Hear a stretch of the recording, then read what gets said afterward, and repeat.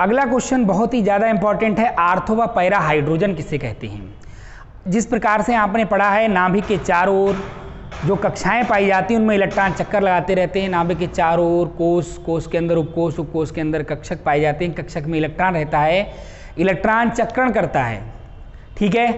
Clockwise और anti clockwise दो प्रकार का इलेक्ट्रॉन चक्रण करता है, ठीक है, क्लॉकवाइज और एंटी क्लॉकवाइज। ठीक उसी प्रकार से अभी आपने नाभिक के बाहर की केमिस्ट्री पढ़ी है कि नाभिक के बाहर कोश होते हैं, उनके अंदर उपकोश होते हैं, उनके अंदर कक्षक, कक्षक में इलेक्ट्रॉन है।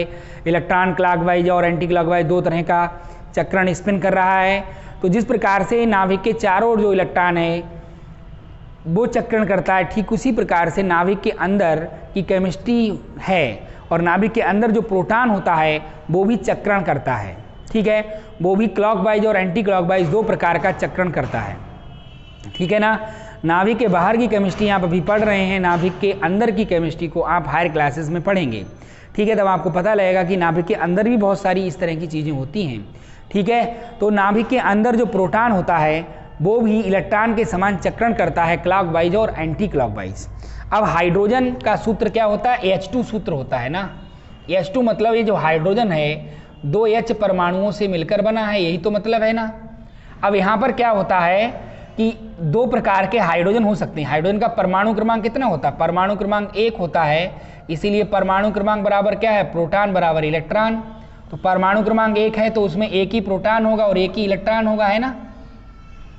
तो ये आपका हाइड्रोजन यहाँ पर दो, एक हाइड्रोजन ये है और एक हाइड्रोजन ये है, दोनों हाइड्रोजन आपस में मिलकर के क्या बना लिए, H2 अणु का फॉर्मेशन कर लिए, ठीक है ना, H2 अणु बना लिए, अंडरस्टैंड। अब यहाँ पर ये इस H का हाइड्रोजन नाभिक है, ये इस H का नाभिक है। अब देखिए इसमें एक प्रोटॉन है और इसमें भी, इसमें एक इलेक्ट्रॉन है, एक प्रोटॉन और यहाँ पर एक इलेक्ट्रॉन, अंडरस्टैंड। तो एक सीधी सी बात ये है कि दो हाइड्रोजन है, एक H ये है और दूसरा H ये है, समझो बात के लिए। एक H आपका ये है, दूसरा H आपका ये है, हाइड्रोजन परमाणु एक ये, एक दूसरा हाइड्रोजन परमाणु ये है, अंडरस्टैंड।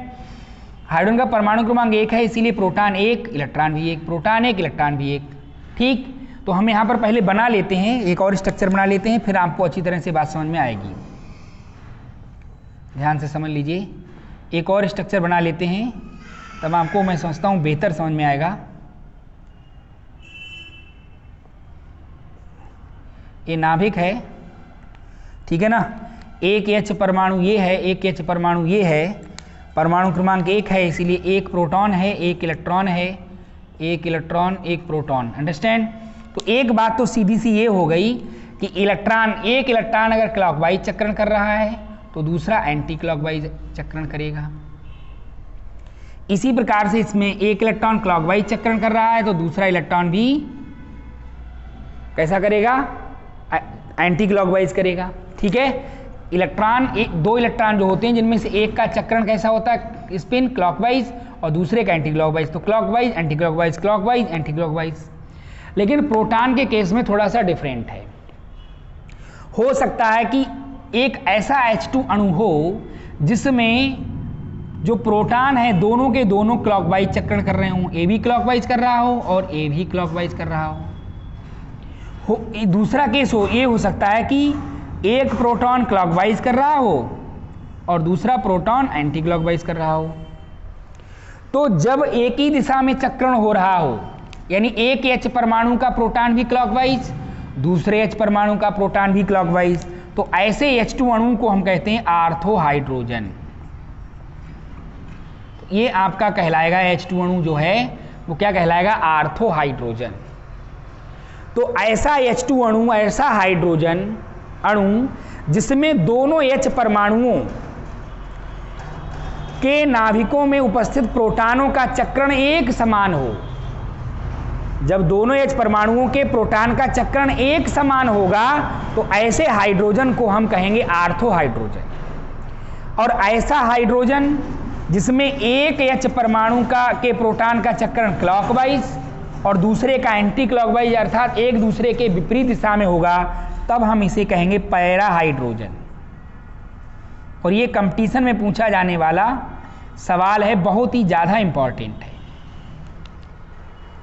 तो आर्थो हाइड्रोजन में दोनों H परमाणुओं के प्रोटॉन का चक्रण एक ही दिशा में होता है, क्लॉकवाइज तो क्लॉकवाइज।